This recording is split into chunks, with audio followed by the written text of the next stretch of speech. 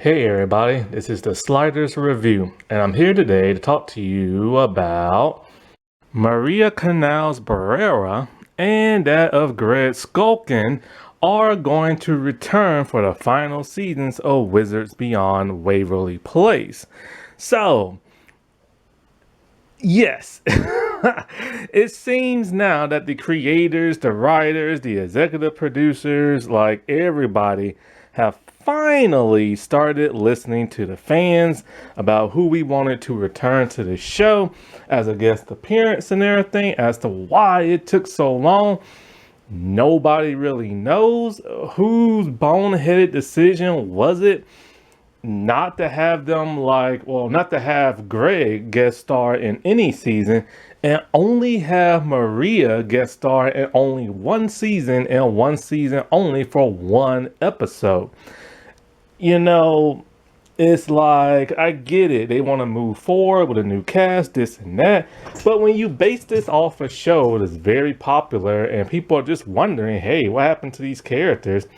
Show these characters. And I already said last night or early this morning, depending on what time you watch the video, that Jennifer Stone, who played Harper, is finally returning as well. And it's not just that they're returning and what the heck happened to them. It's the simple fact that none of the legacy characters even mention their names and stuff. Harper has yet to be mentioned in the series in all of 2 seasons. Mason has yet to be mentioned in the entire series. Yes, the mom was mentioned in season 1, and it took towards the end of season 1 just for her to appear. But she was absent for season 2. Jerry, the grandfather, showed up in both seasons. But, where the heck is Max? He's been mentioned left and right, but still no sighting of him. And so far, it has not been reported that he is going to guest star on the final season. Either they're keeping that as a surprise, or Disney just doesn't want to have to deal with JT Austin and his, hit and run. But if that's the case, why in the world would you give David Henry his own show? And the dude was arrested at an airport for having a loaded gun, and he's an agitator, almost getting into a fight with several people in parking lots and stuff.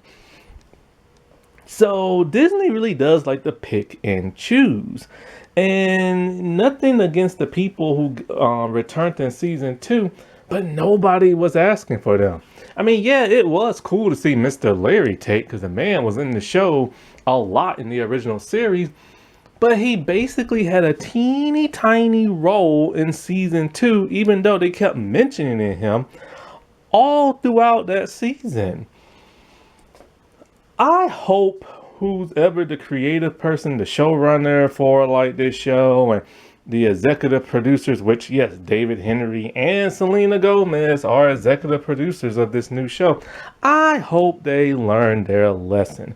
I truly hope they do, because this show ending in the 3rd season with only 4 episodes, which is basically a TV movie, is unacceptable. Them not mentioning legacy characters is unacceptable. We now know Billy is Alex's daughter, which begs the question, what the heck happened to Alex and Mason? They were together in that final TV special. Now they're not, and Alex went and married another dude and had a baby by him and everything. And it's just one of those things though where, why did her and Mason break up for? Are they gonna get back together? What did happen to her husband? Revealing that at the very end of season 2 was they waited too long. That should have been a season 1 reveal, which they almost revealed until they kept it a secret. And then the way they revealed everything was kind of lackluster in a way, because it kind of broke the continuity of season 1.